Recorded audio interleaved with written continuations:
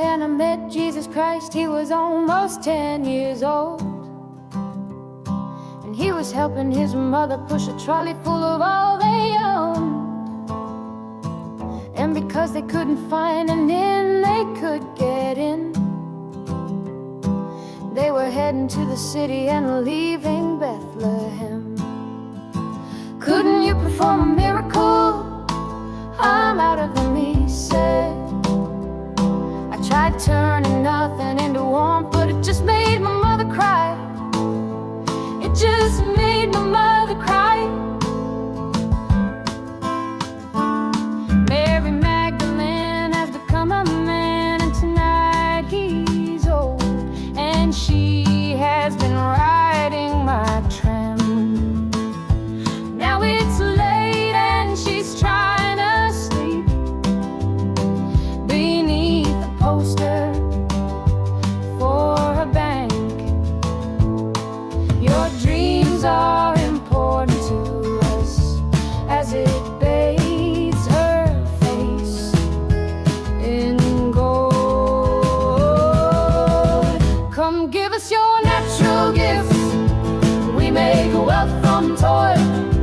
Come pretend for history's page that we're advancing Australia fair. Let's pretend that we're all advancing Australia fair.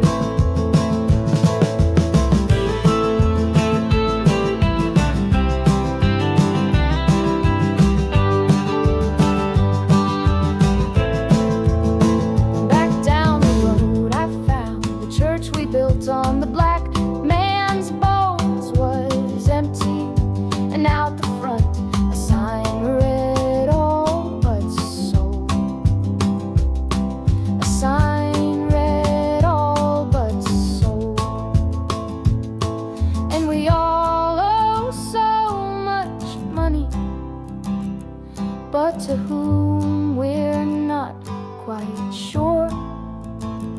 So head down, we just keep running along our fading golden shores. So head down, we just keep running along our fading golden shores. Come give us your natural gifts, we make wealth from toil. Come pretend for history's page that we're advancing Australia fair. Let's pretend that we're all advancing Australia fair.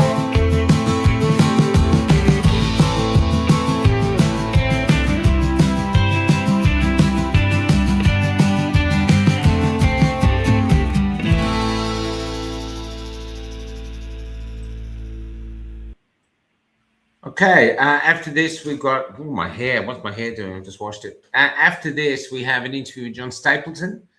He's going to give us his thoughts on what's going on in the world at the moment. But we did this interview with Michael, with me and Richie, Max Freedom. This is, I think it's the 4th or 5th one we've done. And so we're going to play this now. This is a beautiful interview. So enjoy this, and I'll be in the background doing comments.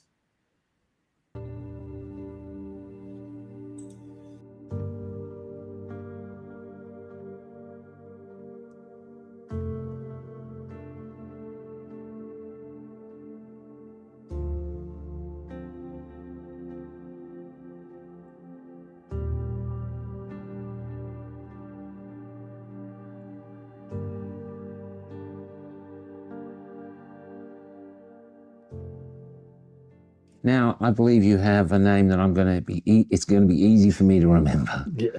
Michael. Yes. I'm that's Michael right. too. Yes. Pleasure to meet you. Pleasure to meet you.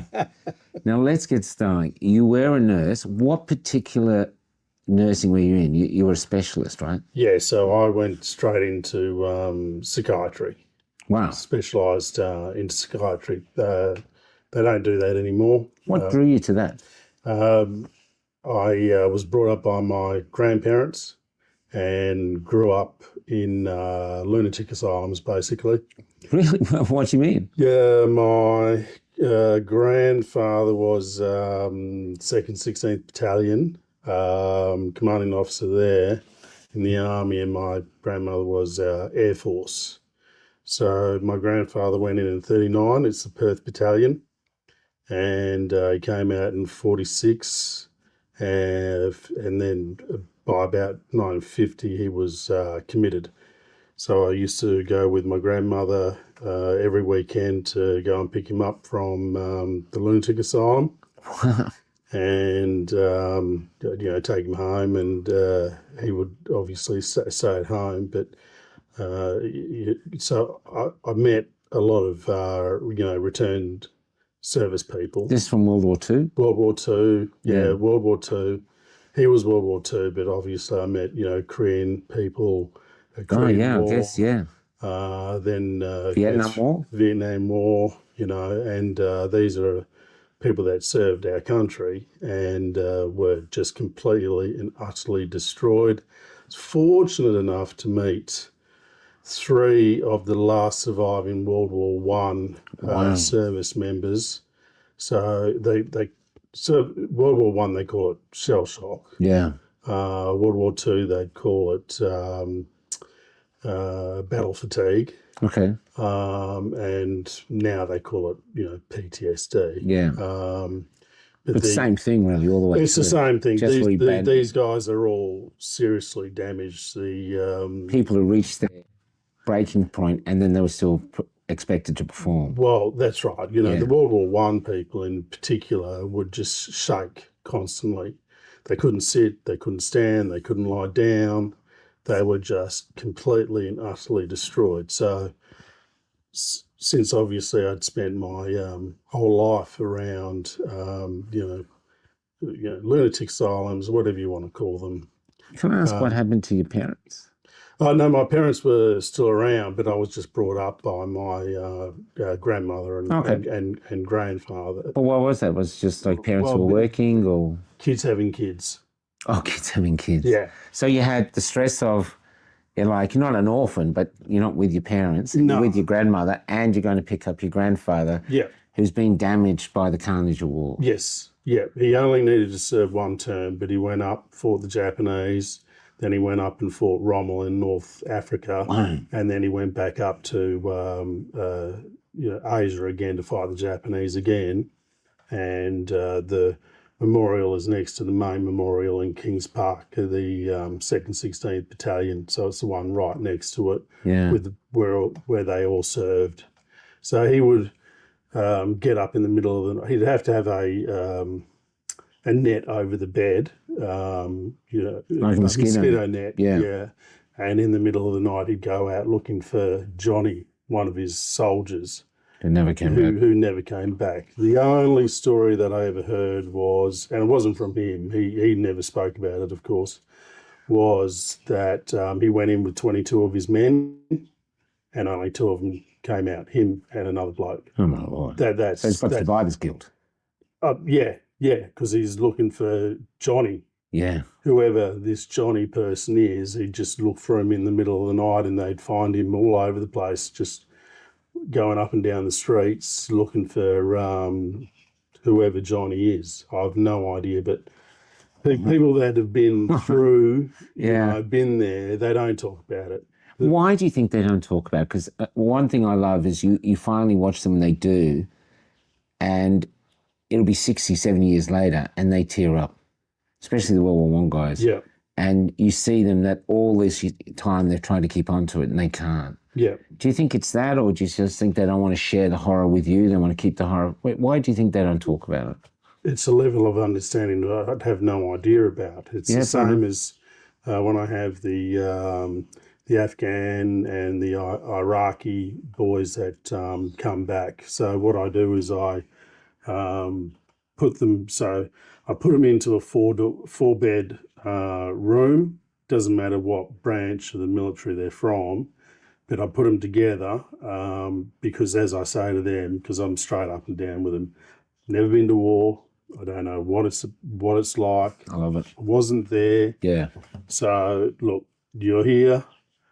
put you all boys together, put them together because they speak their own language. They speak their own lingo, Yeah. you know, so they you know, obviously bond because who am I? Yeah. Same. Who am I? I get it. I've never been. Yeah. So I have no comprehension, and for me to even pretend I do is just Yeah. a lie. It's like hubris, really. Yes. Yeah. Yeah. Can I say, what was the things with the Afghan boys? What were their afflictions? What were they dealing with? Well, they call it PTSD, but they were just shattered. Yeah. You know, you can lose your arms, you can lose your legs, you lose your mind. So if you lose your arms, you lose your legs, you can still get on with life. But most of us don't even know they were there. True. Because I met a young guy in Melbourne. True. Whose Anzac Day had medals. Yeah. And I said to him, "Are they your grandfather's medals?" He goes, "No, they're mine." I go, "Yours?" He goes, "Yeah, I was in Afghanistan." I wrote about it because I thought, what an insult from me. Yeah. This man's over there fighting in the name of my country, and I'm of the group that doesn't even know he's there. Yeah. You know, and so this is what you were seeing, was the fact that we were ignorant to their battles. Did that play a part too? Well, a lot of the time, whatever they've gone through, we weren't there. So unless you're there being shot at, blown up, whatever the case may be, or having to shoot someone, or your mate's been blown up, or who knows, whatever the case may be. It's war. It's war. You know, it's war. So that's why I've never experienced that. It's not something you can study, research, or, you know, it's all well and good on books and reading about it, but to actually go through it and live like that, you know, I probably wouldn't last 2 seconds. And yet these guys have been there for months, if not years. Yeah. So I've got a big soft spot for, you know, the return service. Yeah, the vets. Did you enjoy the job? But you enjoyed the job? Love it. And what did you enjoy about it? Just out of interest. So the people that I look after are people that society has basically disposed of. Yeah. They don't know what to do with. So, and there's very, very few of us that have, you know, interest, you know, for, I mean, I guess, you know, once again, back to my childhood, you know, I saw every day, you know, well, every weekend, my grandfather, who was just not there, and this guy was a commanding officer and fought in ferocious battles. And this is years after the war. Yes. You know, decades even. Yes, absolutely. Yeah, absolutely. So to see someone like that, and then you've got my grandmother who was devoted to him, you know, thick and, you know, if you have someone that broken, you would have left. Yeah. But she was there through thick and thin and supported him and looked after him the whole time. And did anyone else look after him? No. It was my grandmother who looked after him. So I modelled, you know, women on my grandmother, because this is what women do. You know, you've married this guy who's completely destroyed, and you've looked after him. Through no fault of his own. Sorry? Through no fault of his own. Through no fault of his own. This is not drinking or... No. This is doing his duty for his country as he saw it. Correct. And then once he's done his duty, just discard it. Correct. Yeah. Correct. So that's why, even to this day, we don't have a dedicated veterans health service of any description. That's incredible. Well, we don't have a veterans hospital. You know, we've got hospitals for this, we've got hospitals for that, but there's no dedicated government-funded hospital for return service personnel. And the return service, they must know that. Oh, absolutely. And when they end up with me, obviously I'm in a general service facility, a public health service. So they end up in the public health service, and a lot of the times they'll go, "Am I like that guy over there?" And I'm like, "No, you're not." So, that's why, I've always said and believed that we need a dedicated health service for return service personnel because they do get amazing better? things. Do any of them get better, or are you looking after the ones that are just, this is as good as it So gets? the health service is broken up into three. So you have your primary health service, which is your clinics, your GPs, your chemists, your pharmacy, that kind of thing. Then you have your secondary health service, which is your longer term assessment. So that'll be typically people with dementia or something that needs further assessment on what they're going to do. And then you've got tertiary health, which is what I'm in. And I look after the most severe people in the state. Yeah. So I prefer and I like looking after the most severe people. It's either life or death with a lot of with nearly all of them. So and I've got to act fast, quick, because they will die. And I've seen a lot of people, dead, either dying or dead or whatever the case may be. So I take the gambit, and the worst are kids, particularly when they've successfully killed themselves, either hanging or slashing or jumping in front of the car, whatever the case may be. I've dealt with all of that, and kids are just horrendous because they're kids. Yeah. So they're babies. Yeah. You know what I mean? So to lose a kid, not only for the family and their friends and all this kind of stuff, Yeah. but for the clinicians that are involved is just horrendous. Any death is horrendous. Yeah. No doubt. But particularly when you're looking at young people, and that's why prior to all this, I was building the youth service.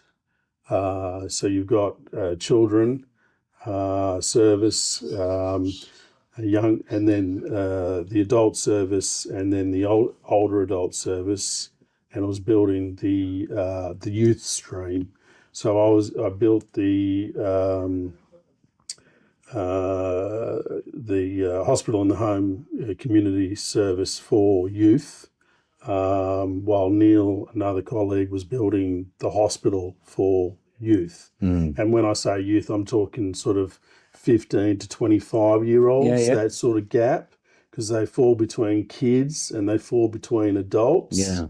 And some 15, 16-year-olds are more like 21, 22-year-olds, and vice versa. Some 21, 22 are like kids. Well, people age at their own time. Correct, of course. Everyone's different. That's why in the school, when they're doing all this sexual education, I think, listen, let the kids develop it. Absolutely. Some kids are losing their virginity at 12. Correct. I mean, I'm sorry, but they do. Correct. I know my dad lost it early. Others are in their 20s. Yeah. Some in their 30s. Correct. It's just their natural evolution. Yeah, correct. How is it dealing with the suicide of youth in a country that's supposed to be so lucky, and yet here with our youth suicide, and I mean suicide rates altogether, but with our youth suicide, we're thinking, why are they leaving us? They're in the luckiest country in the world. Why are they leaving? It speaks to something You're wrong in the foundation of the country's value system. You're 100% right, and the problem is that like firefighters, they go to a fire and they just don't put it out. They go, how did it start? What caused it? Yeah, exactly. What accelerated it? Or like a plane falling out of the sky. Why did it fall out of the sky? Same thing, Whereas in the health service, people come in, we patch them up, off they go. So what's the root cause what's the root cause analysis? Why are these people presenting with all these different illnesses? Because everyone throughout their whole life will experience some sort of mental health issue. Yeah, of course. So it doesn't matter if it's a kid right through to obviously someone who's older. So, there's lots of people with anxiety. There's lots of people with depression. There's lots of people with psychotic illnesses. And there's lots of people with dementia illnesses. So the youngest dementia patient I looked after was only 32. Oh my Lord. So, but now kids are having dementia, developing dementia. So, you know, why? Yeah. You know, I always ask the question, why? Instead, we get scientists are baffled. Well, yeah. Doctors are baffled. Yeah, That's what we get. That's right. Can I just go back for a sec? You said you didn't know what it was like to be a soldier, but in a way, you are, because you're dealing with people who are in the vicinity of death. Like, you know, they've had enough, I'm going to commit suicide. And your thing is to try and keep them alive. Absolutely. And they just want to let go, and you're trying to get them to hold on. Absolutely. So every day as a nurse, you were getting in there, in the front line of just trying to stop people from leaving. Every single day. Every single day. Every single day. Wow. You know, every single day. So how do you deal with that getting home if it's been exhausted? Say if you lost someone yourself, did the whole thing get around you? What can we do to help you? Or if you lost someone or a few people in a day, did you have to go home and just deal with that yourself? Yeah, of course. Like your grandfather did? Yeah, of course. That's just, you know, that's what you do, you know. And it depends on how seriously you take the position. You see, I'm old school. I'm second last class out of the specialists. So I came out mid-year, then the last class came out at the end of the year, and then the speciality of psychiatry nurses disappeared. It is now in the university. So what they do is they do 1 month of theory, they do 2 weeks of prac, and they automatically can work in psychiatry. So that means if you work on that theory, I can do 1 month of theory and 2 weeks of prac in a maternity hospital and become a midwife. Okay. If you want to work on that theory. Yeah. But you obviously you can't. No. So I was specially trained. Yeah. Dealing with the most severe cases in the state. Compared to someone who's gone to school and learnt the theory of it in a month and 2 weeks prac, what would you know? Can I ask, so how long were you doing the job? 30 odd years. So you're 30 odd years on the front line of life and death. What was the turnover of nurses in? The burnout rate of a nurse is 2 years after graduation. So 2 years, most people left, but you stuck it out for 30 years. Yeah. Okay, before we get to the next part, tell us about your partner. What was she doing for work? She's in surgery. Okay. So she's a surgical specialist. A doctor or a nurse? Nurse, okay. No. Loved it. Yeah. She's worked around the world, and she's obviously a senior as well. So she's the one helping the doctors or getting everything lined up. This is what you need, scalpels, making everything is... What people misunderstand about nursing is they think that you just wipe asses and clean bedpans. Yeah. The nurses actually run the place. Yeah. The doctors come in, they do their consults, and they leave. Yeah. The nurses are there 24 hours a day, 7 days a week. Patient advocates. Absolutely. Yeah. We're there all the time. So we're on the front line running the place. So when the medicos or whoever it might be, either doctors, OTs, psychologists, social, whatever, or other medical specialists come in, they speak to me because I'm running the show. I'm in charge. So all the nurses come to me, all the patients, everyone comes to me. So that's why when the professors come in or the consultants come in, they speak to me. They want to know what's going on, and I need to know exactly what's going on with every single patient that's in the facility. So the nurses that are, I'll allocate nurses to whichever patients, and they'll have, however many patients depending on their capacity, the nurse's capacity, and depending on the patient's capacity, because some patients are one-on-one. So some patients I'll have to have one nurse to one patient. Some patients I'll need to have 2 or 3 nurses to one patient. So, and then I've got others that I can sort of split up a little bit more. But the caseload, the pressure that the staff are under is absolutely huge, because what's happened over the decades is they've moved psychiatry from its own hospitals. So we had our own psychiatric hospitals, and they've moved them into general hospitals. So therefore, you get dumped on. So, because psychiatry is not real medicine, it's not real health. So when there's an overflow or an issue, they dump them in onto us. Whereas when we had our own independent hospitals, we would have people in there for 1-2 years, and they would come in with their acute episode. They would recover, go get a job, sort themselves out, find a place, whatever, and they'd say, "Mike, can you sort out discharge? I'm ready to go." Yep, no worries, mate, done. Whereas now, you're lucky to get a couple of days and pump you full of pills and off you go. So that's why we've got what they call a revolving door syndrome, where the patients are just coming in and out all the time because they haven't had time.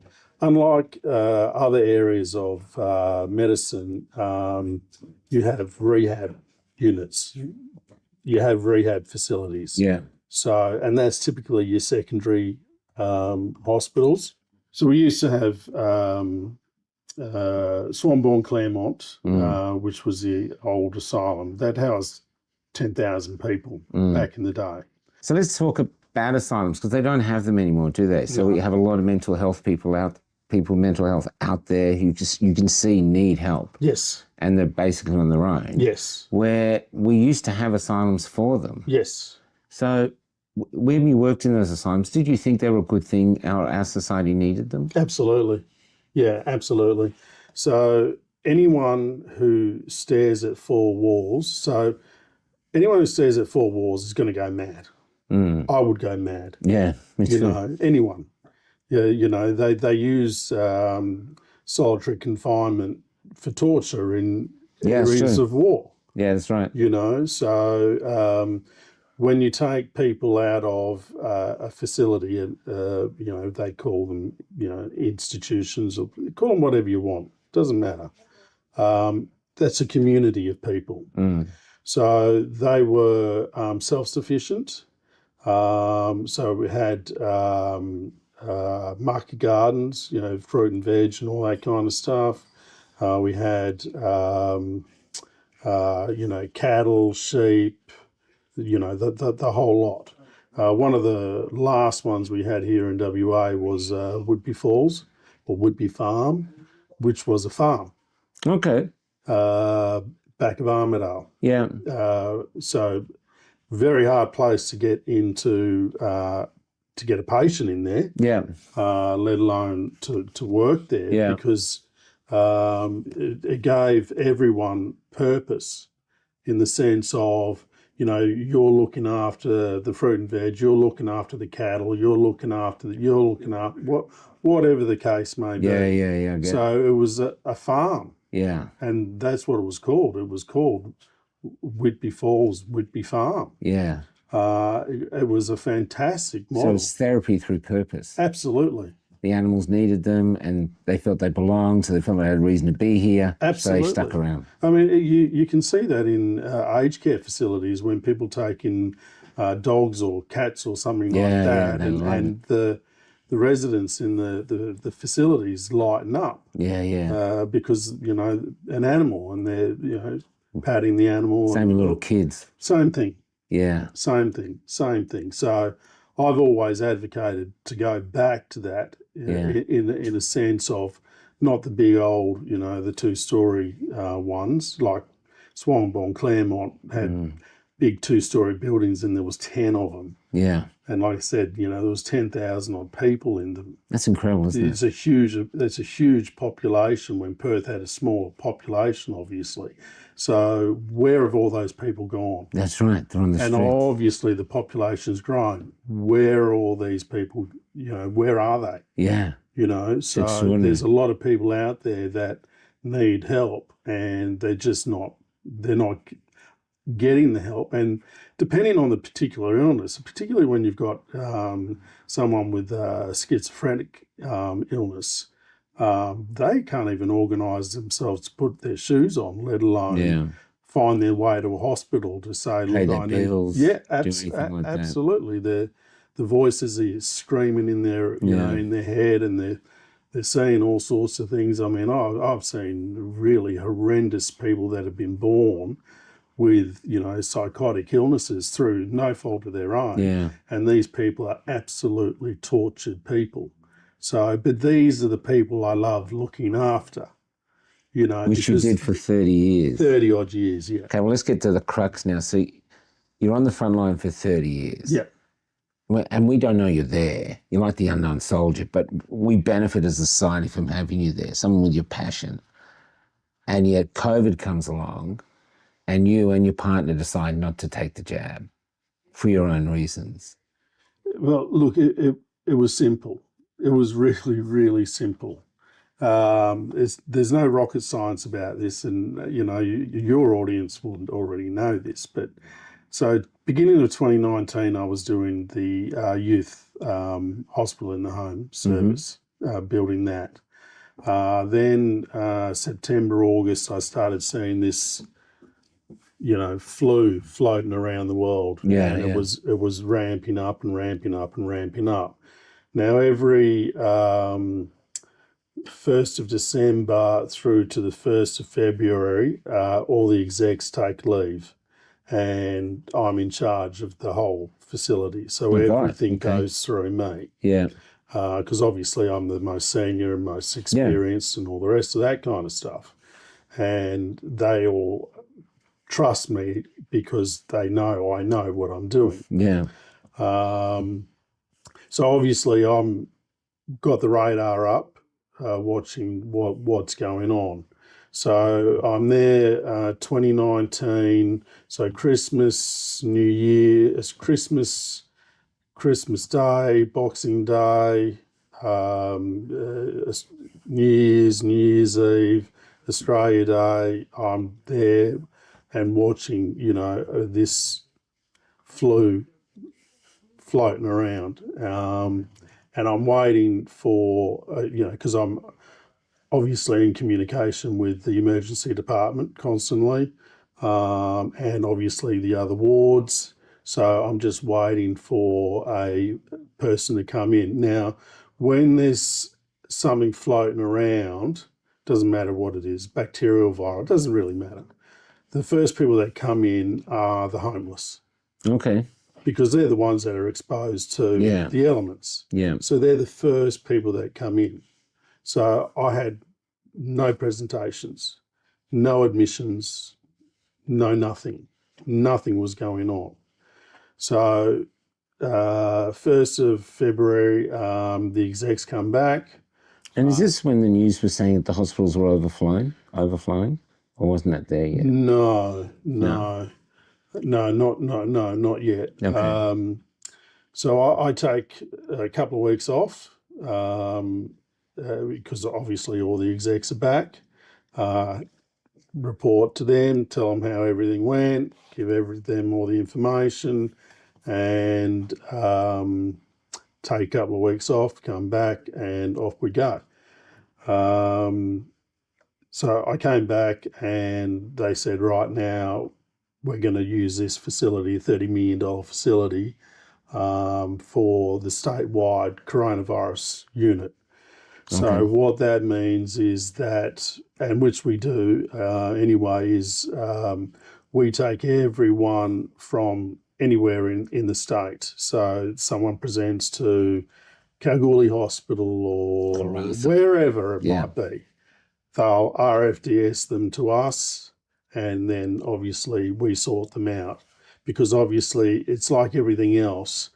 You're only as good as the tools of your trade. So, you know, we're a major hospital that's obviously attached to the university. And so we have students of all different types of clinicians, and we have the most sick people in the state. So I was obviously waiting for these people to come in. Were you scared at that point? No, God, no. You weren't bothered by it? No, Yeah. not at all. No, because it's like anything else. Yeah. You know, it's something's floating around in the air. So this was your job. Yeah. You didn't have the fear of it. No. Yeah. No. What for? You just. Yeah. It's just. Yeah, I met other standard. nurses that said the same. Yeah. Yeah, it's just stock standard. Yeah. So, and then what happened was the 11th of March 2020, the WHO called a pandemic. So the World Health Organization said that there's a pandemic, and the staff went absolutely mad. Crazy. We're all going to die, you know, and all this kind of stuff, you know. I said to them, look, have you seen anyone drop dead outside? Have any of your family members dropped dead? Do we have any patients? We've got an empty facility, because obviously I had to empty the facility out to wait for this supposed explosion of patients into our facility. And so you have a presentation to the emergency department, and then from there you have an admission into the hospital. So a lot of things can be sorted out at the emergency department level, and that's a presentation. But once they've assessed that this patient needs to be admitted into the hospital, they're admitted, you know, with COVID, they would be admitted with us. So the 11th of March 2020, pandemic, and I had not one patient. Not one patient. And I'm like, what's going on here? You know, you got it on the TV and the radio and this and that and the other, but I'm not seeing it on the ground. Yeah. You know, I am the statewide coronavirus unit, you know, and we've got nothing, and everyone's going mad. So Have you experienced anything like that before as a nurse? God, no. Okay, so this is a really new territory. Yeah, no, I've never seen anything. I've been through heaps of, you know, bad all the winters AIDS virus and stuff. I've seen all that. I've seen all sorts of stuff. Yeah. So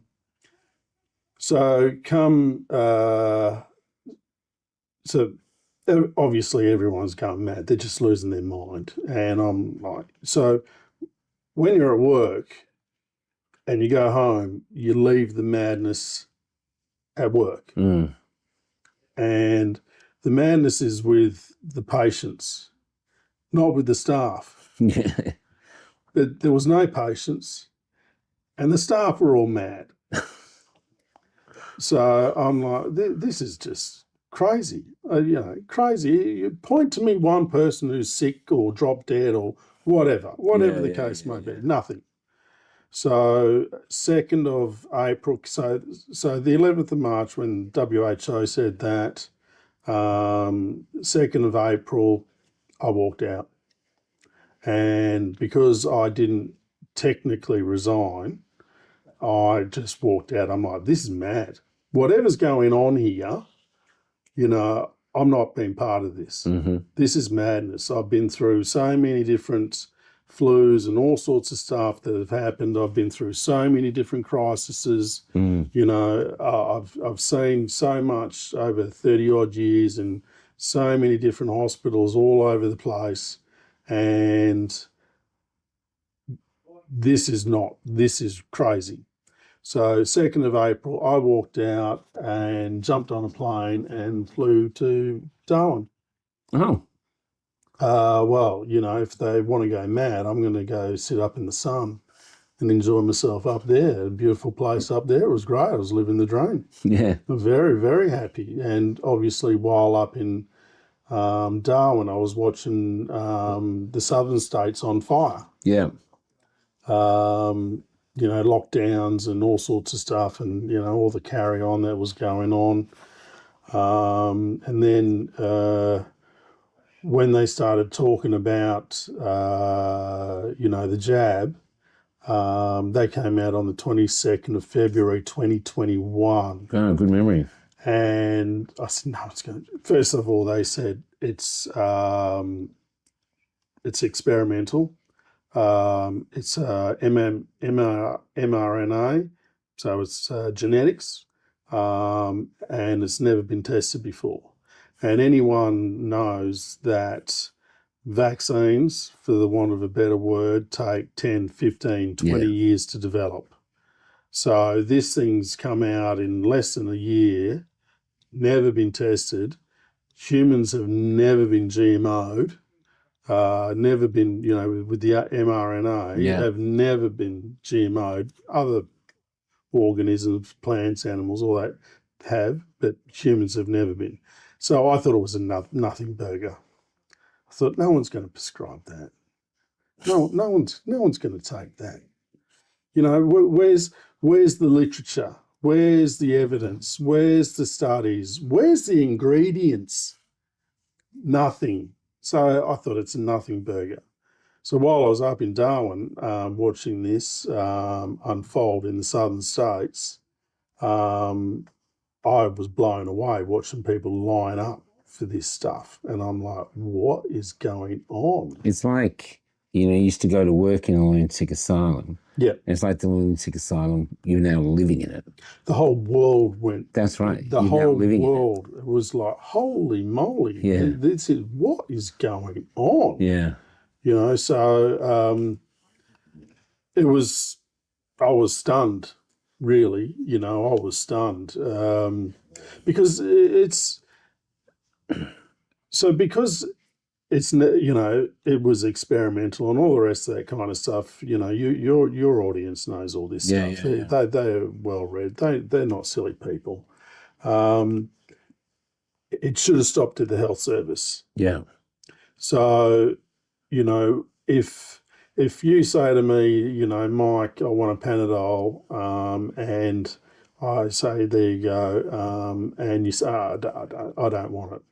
You know, all medical interventions in Australia are voluntary. Yeah, that's right. I've heard that. It's as simple as that. Yeah, I think Dr. Oosthuis told me, even if they're on the operating table, they're all ready to go, and they say no, it stops. That's the same with the missus, you know, because that's what she does. So even if the patient signed the consent form and all the rest of that kind of stuff, and she's wheeling them in, and they say, no, I don't want it, hands off. Yeah. Yeah. Hands off. Yeah, that's what I've heard. Medical intervention is voluntary. The only time it's not voluntary is if you're under the Mental Health Act or under the Biosecurity Act. Now, but that's on an individual basis, and that is very, very closely and heavily monitored. Yeah. You just can't go whacking people on, you know, in my particular case, the Mental Health Act willy-nilly. Yeah. You can't go doing those types of things. You've got to have good reason to put them under the Mental Health Act. So it's stringently regulated. Absolutely. Yeah. Absolutely. Which you would expect. Absolutely. That makes sense. I just can't put you under the Mental Health Act and car you off. Yeah. You know, that's just, no, that just doesn't happen. You know, people have this idea of one flew over the cuckoo's nest. And, you know, I watched that years later after I trained, and obviously been working for a long time, and I watched it and I hated it because I'm like, that's all bullshit. Oh, that's interesting. It's all bullshit. The whole lot's bullshit. Yeah. It's just, that's not true. None of it's true. So I've watched it once, and because I'm like, that's bullshit. And it's a misrepresentation of what we actually do. Yeah. You know, we're there to look after. So you weren't Nurse Ratched? No. Absolutely not. No, absolutely not. Yeah. No. So what did you do? You're out there. Did you want to come back to hospital and work, or did you realise if you wanted to do that, you'd have to jab up with this stuff? Well, no, because so when I started, you needed your licence. First thing you do, you know, there's your licence, and they say, when can you start? you know, because there's no staff. There has never been any staff. So, you know, I'll roll up, meet with the director, and the director will say, can you start now? Yeah, well, You know, or can you start this afternoon, or whatever the case may be. When can you start? You needed your license. Then they brought in that's not drive. That's a nursing license. nursing license. Yeah. And obviously a specialist nursing license. Then they brought in what do they call it? National police check. Mm-hmm. So you're not a criminal of some description. Yeah. And brought in working with children's check. Yeah. The I'm not a pedophile check. So fair enough. Yeah. That's fine. So that's all. That was it. You know, if as long as you're licensed and you've got your police and working with children's check, you're good to go. Yeah. It wasn't until after all this stuff happened, now for me to go back, I have to have between 10 to 15 jabs to go back into the health service. Wow. Students that you know, all sorts of clinical students, doesn't matter if it's nursing, medicine, occupational therapy, whatever the case may be, they need to have 3 COVID jabs and flu jab just to start the course. Wow.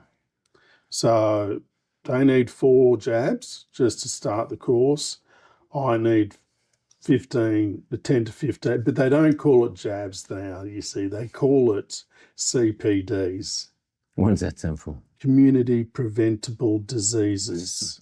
So can I just, what we're saying now is it's very hard to get people to do this job. So the people who have a calling for it, we're blessed to have them. But now we're saying not only are we very lucky that you'll be there to care for our mentally ill or to care for our people, but we need you to basically take something into your body that you don't want to take so that you can have the privilege of looking after us. Correct. That's what we're looking at. Yeah, correct. So it's a no-win situation. Extraordinarily arrogant and rude of us, don't you think? I mean, it's not like you have a mechanic saying, you know, you got to go out and do this before you can work on my car. You just gratefully got a mechanic, you know. But now that's why when I was in hospital getting over my heart, and I found the staff were great. You know, they were just great. I could see they're under pressure. But I remember once when I was doing my exercise rounds, this nurse came in from another ward and she had the new jab that they all had to take. And I was just watching the nurses. They were all sort of politely making, just like scatter. Yeah. They all had places to go. They were saying, I'm going to get next week of this. They didn't want to do it. Yeah. But the government or the medical system is going, well, tough. Yeah. You know, if you want the privilege of caring for us, jab up. Yeah. Yeah. Well, and that's why I say it should have stopped at the health system, because the health system should have said, okay, we've got this new medication. Where's the literature? Where's the studies? Where's the ingredients? Yeah. Where's the short-term studies, the medium-term? You wanted informed studies? consent. Well, you cannot give informed consent unless you have the information. Yeah. So when I have patients that have started on, they're going to start on a new medication that they haven't had before, you know, I provide them with all the information and they can decide if they want to take it or not. Yeah.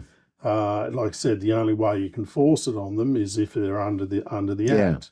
But if they're voluntary, you can't force anyone to. So it's almost like buyer beware. There you go. There's all the information. You read. If you want to go forward, it's up to you. You take the final responsibility. Correct. And if you say no at any point, we'll stop. Correct. Which seems totally to make common sense. It seems to be decent way to be. Can I just go back?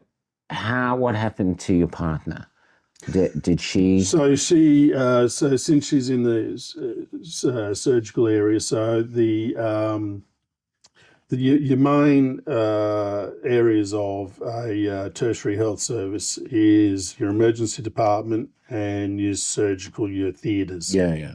They're your 2 hard-hitting, you know, you get rid of everything else and they're your 2 hard-hitting ones. So she was obviously in the hard-hitting ones. So she was up against the top surgeons of the state top anaesthetists of the state. You know, they were the gods of the state, telling her, because obviously she's in a leadership role and you cannot have one of the leadership people dissenting. So they sacked her. They sacked her. How long has she been a nurse? Nearly 30 years. 30 years of a nurse. Yeah. I feel she has the same dedication as you. She loves it. She loves it. So 30 years a nurse, loves her job. And then did they do what I've heard they've done to other nurses who I've interviewed, where they put on her final thing, gross misconduct? Yeah. So she had professional misconduct. Professional misconduct. Professional misconduct. Which sounds terrible. Yes. And yet it's just because she didn't want to take an experimental jab. And she wouldn't administer it to anyone. Why would she administer it to anyone when she has no information on it either? So she doesn't want to take it, so why would she let anyone else Absolutely. take it? Yeah. I mean, it's just... Were you the same? Well, I'd already left. No, but if you'd been there, would you have had an issue with giving it to people? I wouldn't give it to anyone. I wouldn't give it to anyone because obviously, you know, as the time went on, obviously I'd researched what was going on, and it's like, hang on, you know, well, I mean, even right from the get-go, like I said, they said it's experimental, and I'm not an experimental nurse. Yeah. You know, I don't deal with experimental stuff. I only deal with stuff that's tested, proven, heaps of research on it. You know, that's it, the stuff I deal with. It's like going from adults to kids. That's a different field altogether. Yeah. Because kids use different dosages of different kinds of medicines and all that kind of stuff. So being an adult clinician and then being an experimental clinician, no, I'm not trained in that, and I'm not doing that. It's as, I mean, so it's they would have simple as sacked you that. too. Oh, they would have said, absolutely, of course. So your 30 years as a job, I'll leave your partner aside for a sec. This still happens now. Yes. If someone says, oh, this is my, say we got your father and your daughter meets a guy, they always say, what's he do? Yeah. That's how they, so you've been 30 years, you're a nurse, and you're proud of what you're doing, you're a nurse. Yeah. Suddenly, you're not a nurse. Yeah.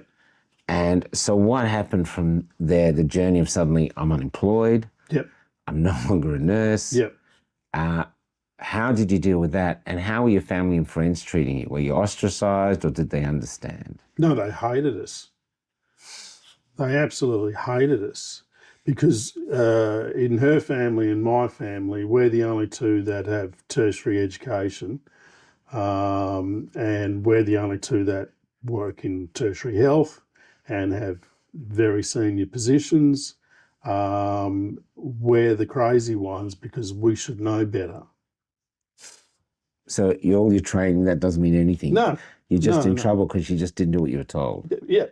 Because you didn't comply. Yeah.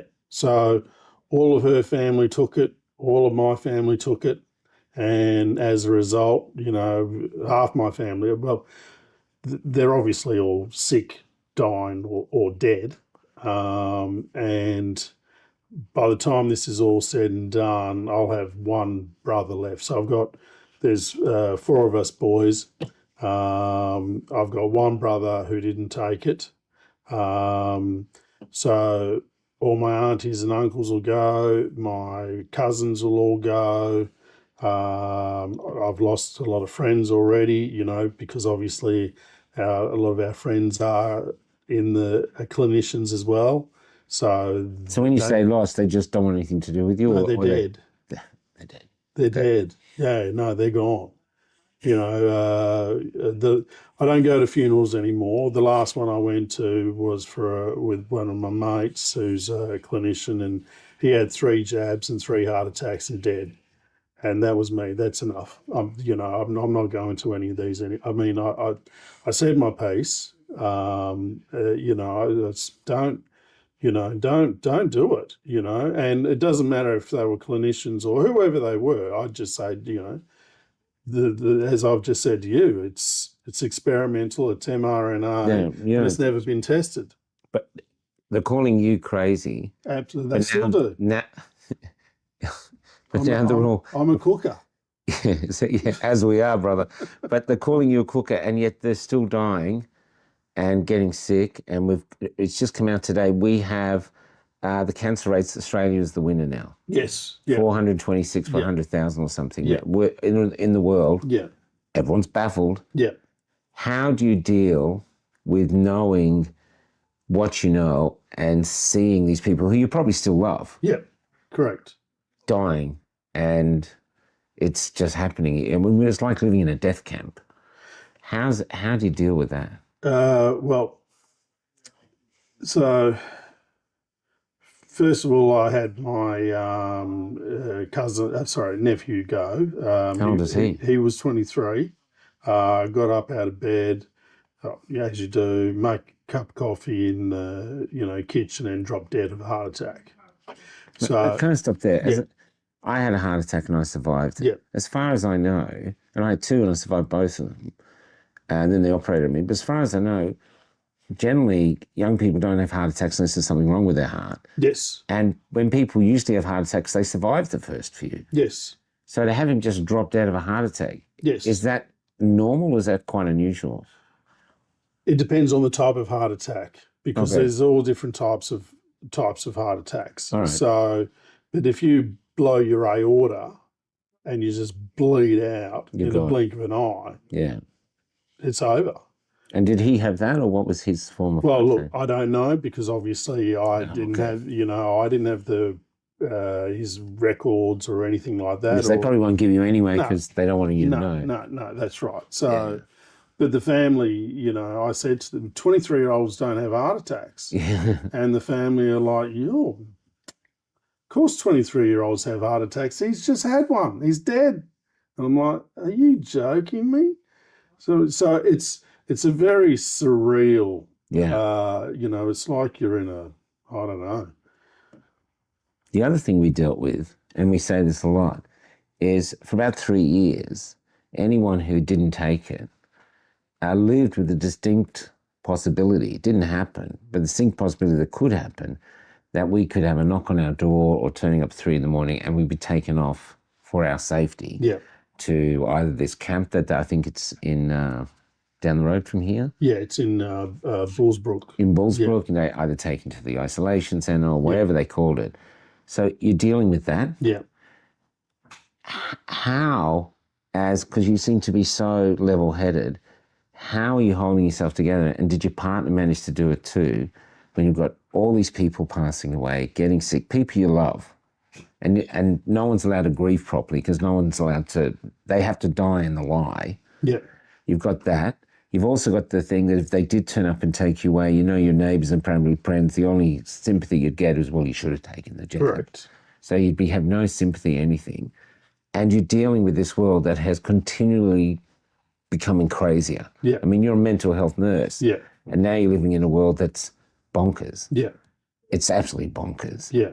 How are you coping with that, with you and your partner? Is it your love that keeps you together? You're still together? You're still... Yeah. Well and truly. Yeah, well and truly. If anything, it's brought us closer. Yeah, I get it. That's what I was hoping you'd Yeah, say. if anything, it's, brought us closer. Yeah. Because there's not many of us, there's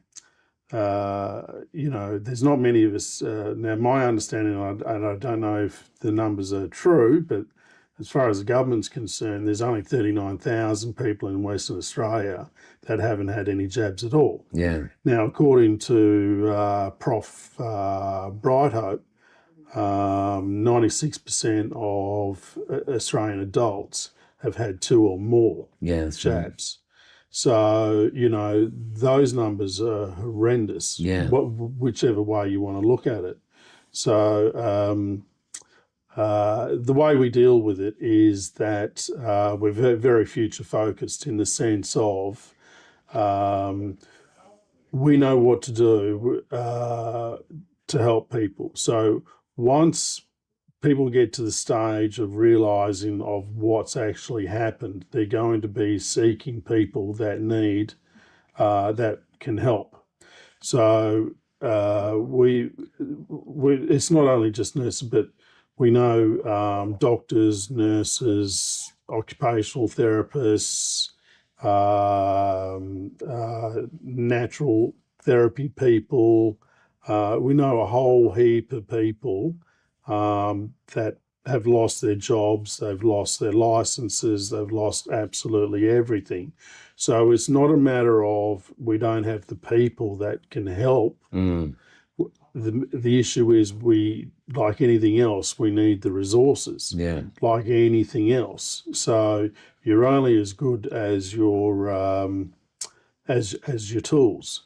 So to give you an example of that, I get sick from being around people that have been vaccinated. So Is this a shedding thing? yeah, shedding. Yeah. So far this year I've been sick 3 times. Now some people report they can smell it, or they smell rotten flesh, or they smell metallic. The metallic thing, I interviewed a woman, it was a brutal interview actually, in Mandurah. A young mum, she had 3 kids, and the husband took it. She didn't want him to take it. He took it to try keep them a house above their heads, and it killed him. Yeah. And she said when she walked in the room in the last few days, the room smelt of a metallic smell. And his 2 other kids don't even know he's gone. They're so young. And it was, I should see if I can still find him. It was just brutal. But that metallic smell was there. Yeah. So you're saying it too. You can smell. No, I can't. Are you? But other people are saying they yeah, can. this is what other people report. Yeah. But I can't. What happens with me is I'll go out and it'll be a group of people, and then come home. Yeah. And then the next thing, I've got high fever, vomiting, typical high fever stuff, shivering, shaking, sweating, like I said, vomiting. I'm bedridden, and there's where. I mean, even I went into the city just, to go into the city to catch up with some business, and came home that I'm sick, crook, wiped out. So I get violently ill. And you would think as a nurse that you'd have an exceptional immune system, because you've spent most of your life surrounded by disease. I think it's because early in the piece, obviously I knew what was going on, and I was helping people that were injured. So this is right at the beginning.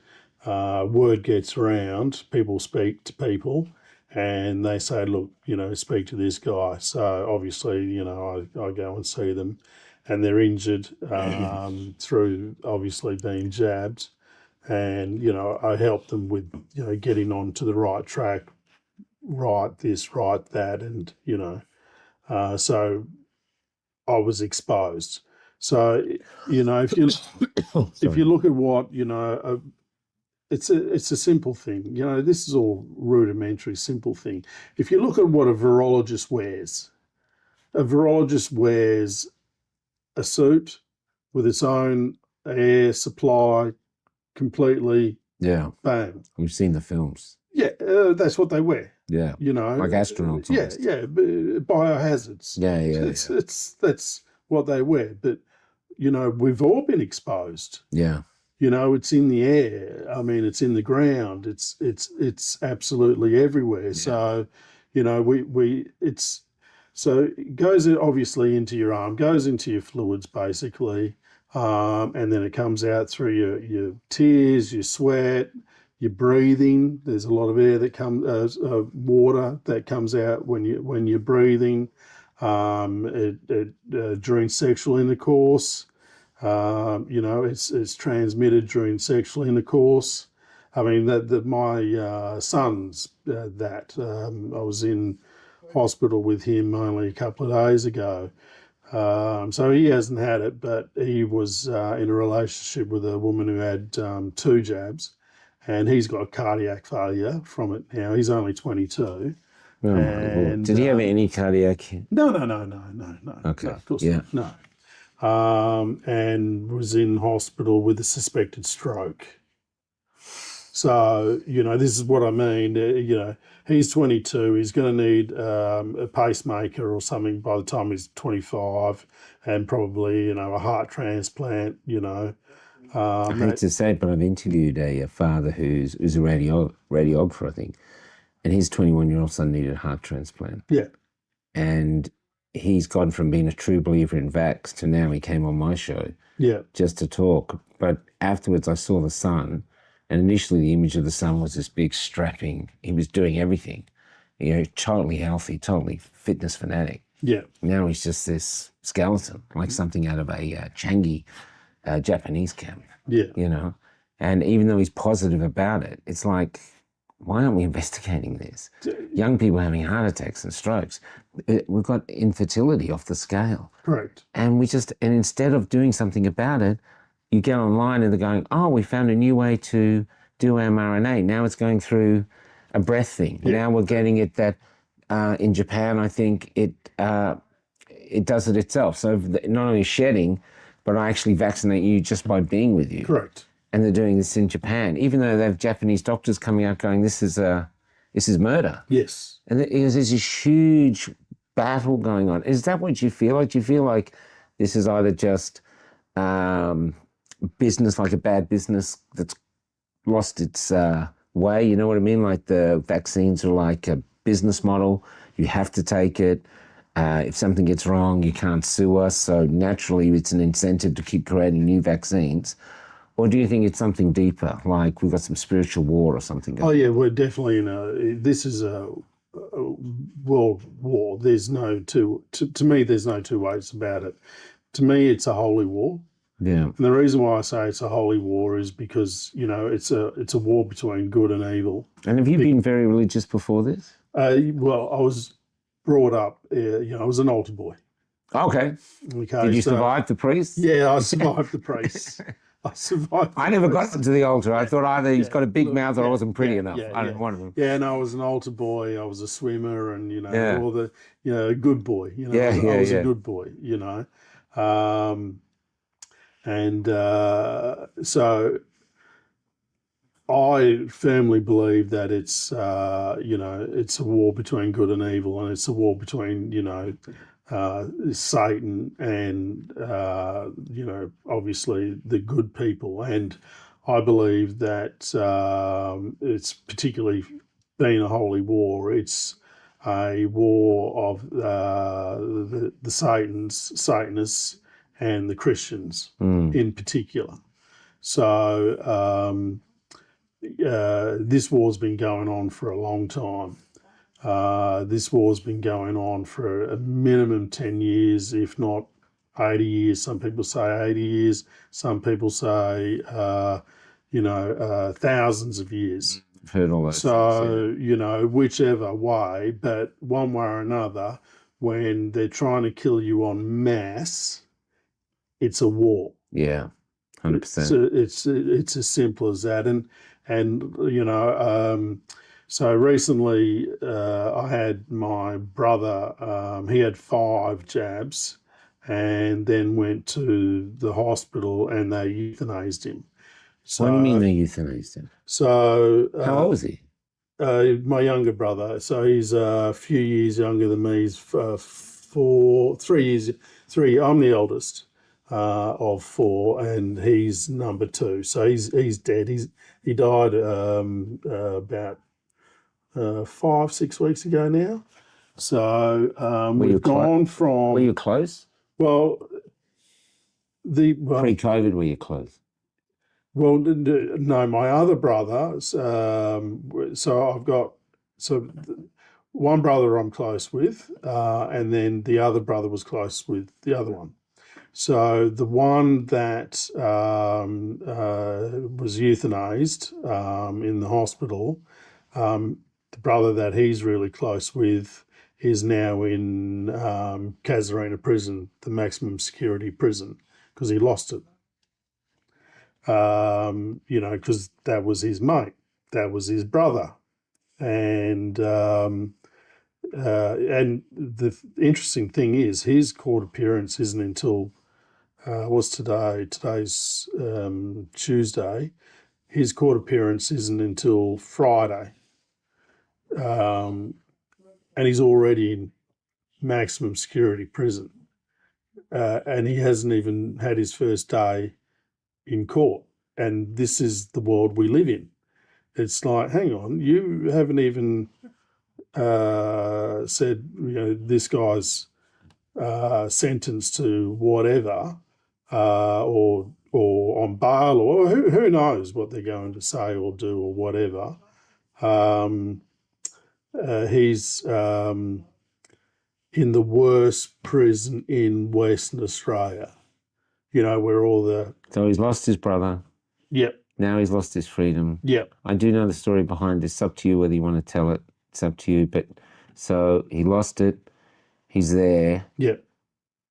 Just going back to your brother who was euthanized, did you get a chance to say goodbye to that brother? Got the phone call. So the other brother and I, the one that I'm close with, we got the phone call Thursday night at 6:30 that he was being euthanized at 8:30 the next day. And we're like, what? I mean, it was like, what? What? Just what?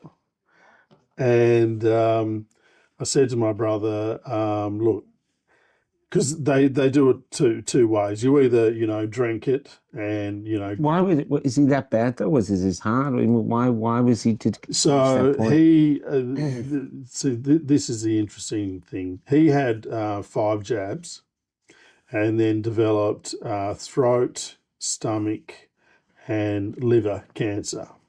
Turbo cancer. Well, Can I ask you, pre-COVID, have you ever heard the term turbo cancer? no, it doesn't exist. What turbo cancer is, you're terminal.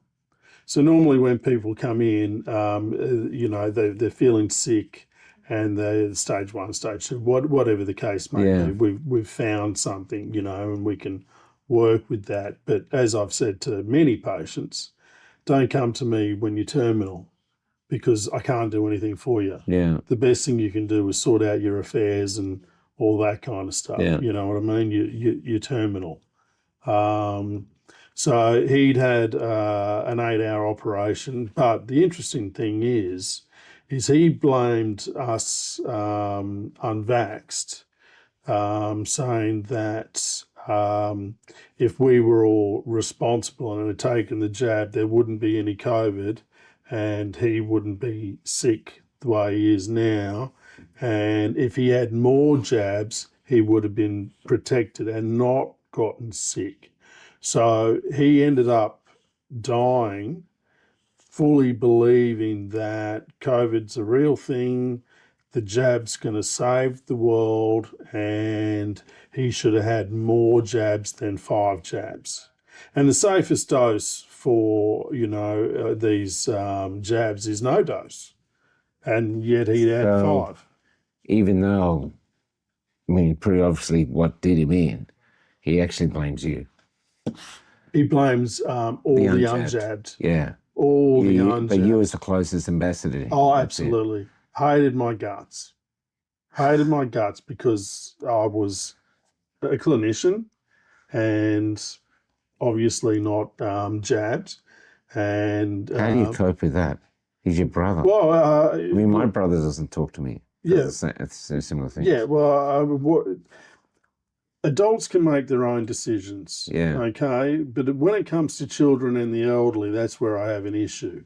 So if you're an adult and you're advised and said, look, this is the information, read it, make your own decision, what you want to do, that's up to you. But when you're talking kids who aren't, able to do that, or, older people who aren't able to do that, that's where I have a really big issue. But as far as adults are concerned, if you want to take the jab or you want to take whatever drug you want, doesn't matter if it's legal or illegal, that's entirely up to you. That's your business. It's your freedom. Yeah, it's got nothing to do with me, So that's why it's the kids, in particular, because they're our future. But with your other brothers in jail now, I take it he thought it was the jab, and that's why he's lost his... I don't know. You know, I really don't know, but he's never been to prison or anything like that. So he's not got a history of this. No, he's lived a very comfortable life.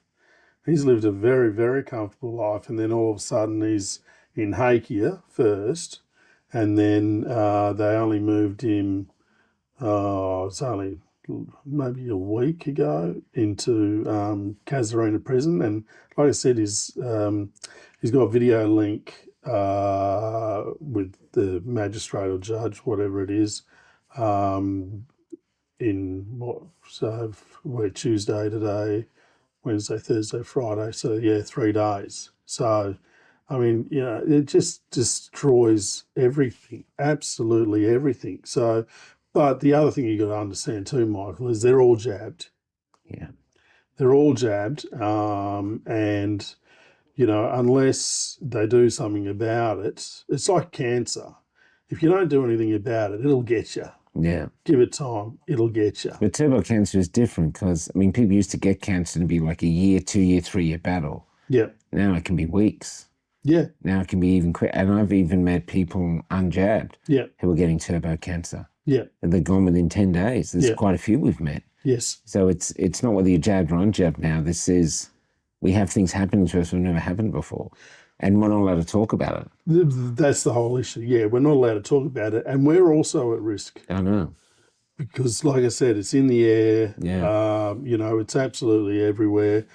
We're at risk. We're at risk of everything that someone who's mainlined it into their arm.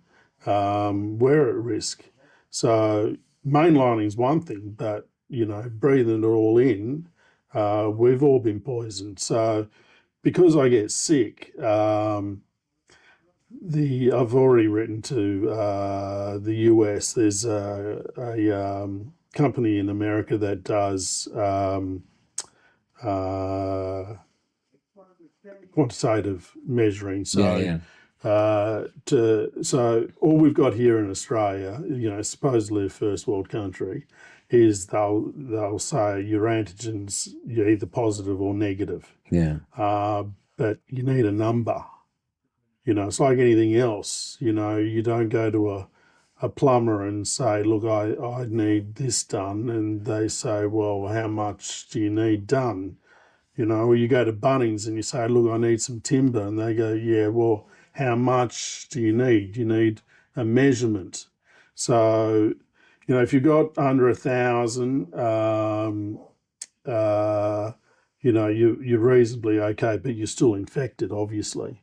But if you're 10,000 or 12,000 or 15,000, you're in trouble. Mm. You know, so we don't have that. This is what I'm talking about with like technology. Yeah. You know, we don't have that technology here. So, you know, and once again, once you find out the levels of antigens in your body, you need to know then which part of the body is it moving to, which part is it damaging the most. So you need to be able to measure all those types of things. And none of this is happening. None of it's happening. Instead, we just got silence, they're all baffled. Correct. As a nurse with all your experience, and including your partner's experience, do you think we've been eradicated? Yes, of course. It's a war. That's what happens during war. And we just have to be polite about our eradication. Yeah. It's a war. I mean, the way I look at it is we're the civilians in the war, and we just have pawns. to. We have to survive this war, you know, because we have to rebuild this once the war's over. Because everything has a beginning and everything has an end. So here we are. We have all these people protesting about what's happening in Palestine. Yep. And yet we're suffering the same. Yep. But we're not allowed to mention it. Correct. We're allowed to support other people who are dying, but we're not allowed to even mention that we are. You're 100% right. And what I care about is Australia. Which sounds like a lunatic asylum. Well, it is. It's madness. But you see, And just to finish, it's a lunatic asylum, and yet here we have a highly qualified mental health nurse. And in this lunatic asylum, the lunatics see you as the crazy one. Yeah, I'm a cooker, mate. And I wear that with pride. You know, I'm a cooker, I'm a conspiracy Anti-vaxxer, theorist, sovereignist, anti-vax. you Yeah, name it. you know, the names, the lists. I mean, I've heard it a million times, and it's like, you know, well, what can you do? I mean, all you can do is, like I said, survive the war. Once the war's over, then you can then help people. Rebuild. So yeah, rebuild. Can I ask, what have you and your partner done to survive this? Because that's a long period out of work. Cleaning houses, and So two highly qualified medical professionals, and our hospitals are crying out for staff cleaning houses. no. So the missus, she went into, you know, because I'm quite, you know, I one of the things I do, I love research. So, you know, I spend I spend all my time reading. Yeah. You know, I love to, you know, read. I don't read fiction stuff. I read, you know, You keep up with like Van der Bosch and all this stuff like this. Yeah. You keep up with that. yeah, I keep up Yeah. with, you know, with the information that's coming Yeah. out from around the world. Yeah. You know, so I do that stuff, and you know, it's you know, I mean, it's the same with any new whatever's coming out. I like to research, read. So once, you know, so yeah, so the missus, yeah, she went, cleaned houses, and she's now selling men's clothing. So she does that, and now I mean, she's just amazing, and she's studying Chinese medicine now. And the textbooks are just amazing. I mean, I spent, you know, nearly 13 years in tertiary education, and I've had enough of tertiary education. And she's gone back into it, and I read her textbooks, and they're just fantastic. Wow. So, you know, we don't just need, you know, what the medicines that we've got today, but we need, you know, the medicines that they've been using for thousands of years. Yeah. We have to re-educate ourselves. Yeah, correct. Yeah. Can I ask, it's almost like the Matrix was that you can inject health. That's how, you know, the system that we live under. It's like you want to get healthy, you take a jab. You know, instead of where the Chinese are all different. Yes. You know what I mean? Yeah. Going up here, just as we're going now, where do you see the hope going forward? So, I mean, you're surviving all your loved ones sick and dying, your brother in this terrible state, you've lost another brother, you know, all these things you're going through. Where do you see the hope for all of us going forward? Because I know we've got this war coming on. They're talking of famine now, maybe. The petrol shortage. I mean, we just drove in the country into a farmer. On the way back, we saw no vehicles. There's no cars out there. So that everything's changing. Everything's in flux. No one really knows what's going on. And we can feel a dark storm approaching us. So as this dark storm approaches us now, like COVID #2, where do you see the hope? So there's a couple of things there. I've watched the disintegration of Australian Western society throughout my career. And, you know, you've got two choices in life. You either want to be alive or you want to be dead. That's it. So if you want to be dead, knock yourself out. You know, I mean, if someone wants to die, they'll find a way. They'll drive the car at a million miles an hour into a tree. We see the white crosses everywhere. Yeah. So I like living.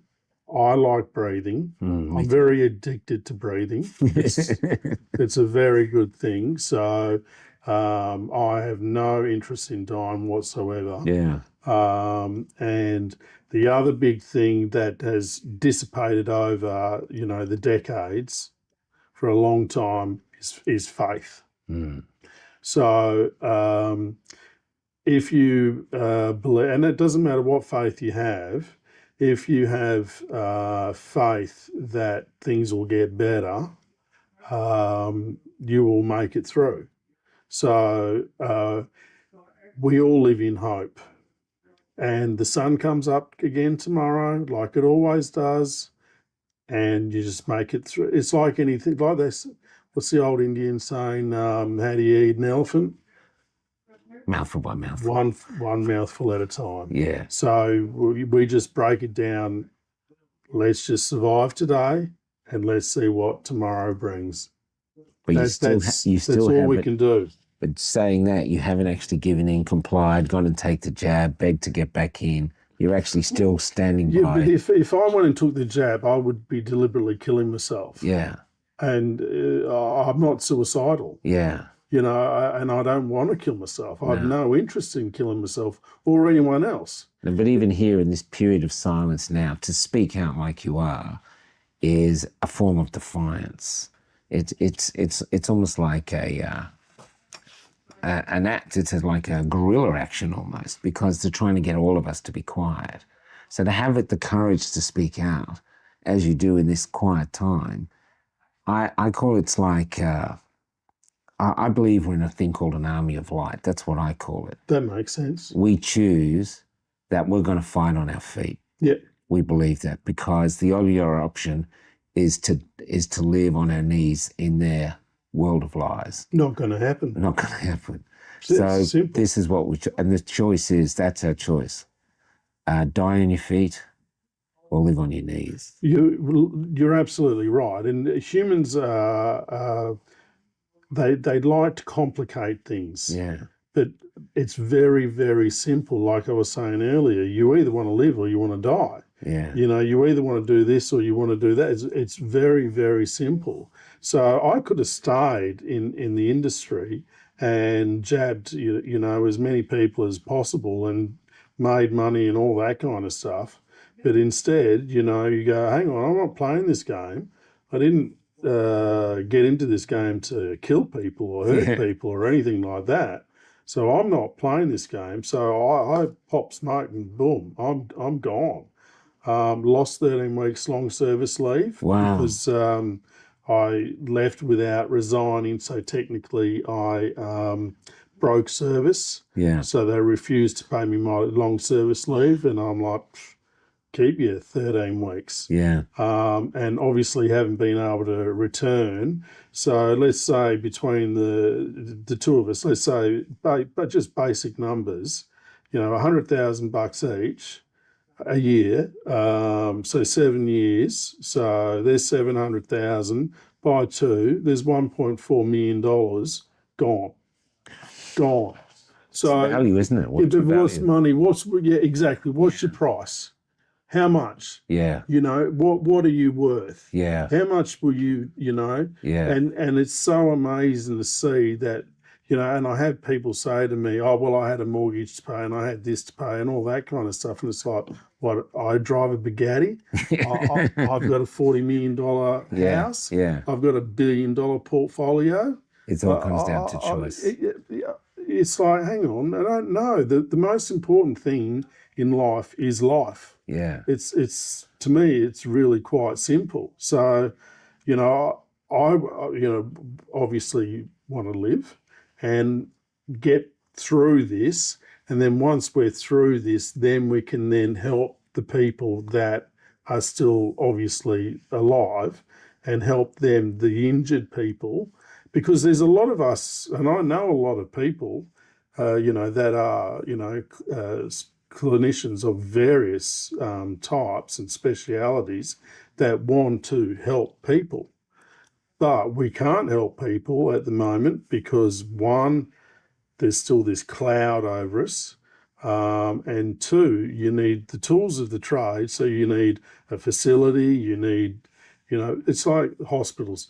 It costs a couple of $1 billion to build, a couple of $1 billion to equip, then a couple of $1 billion to run, because they're labour-intensive industries. So until you've got all that sort of stuff, and obviously you start off small in the sense of, you know, somewhere where you can work from, the equipment, the people, you know, and it just then obviously grows. But we're we're the outliers of the health service. And with the health service, it needs to be a multifaceted, multi-discipline health service where you have natural therapies, you have holistic therapies, you have herbs, you have ancient To simplify treatments, it, you know. instead of sick care, you need health care. Correct. So That's from Dr. Paul Oosterhouse. He doesn't want to do it anymore. And I understand why. Yeah. You know, I absolutely understand why, and this is why the missus is doing Chinese medicine. Can I just say, just to wrap this up, and hopefully we meet again. I'd love to talk to you further. You said at the first bit when you were looking after all the wounded veterans that you've never been in a war, so you don't know how you react. Well, I would challenge you on that. I think you've been in a war for 6 years. And myself, who's also been in the same war, I would proudly be in the foxhole with you, brother. Thank you. Yeah, thank you. Thank you. It's been a pleasure to talk to you. Thank you very much, Mike. And I think we'll take this as another part as we go forward. Yeah. And let's just see this as we got to here. It's a pleasure to meet you. Yeah, you too. Thank you for all your work No you're doing. worries. Thank you. I appreciate it. Appreciate it. Thank you.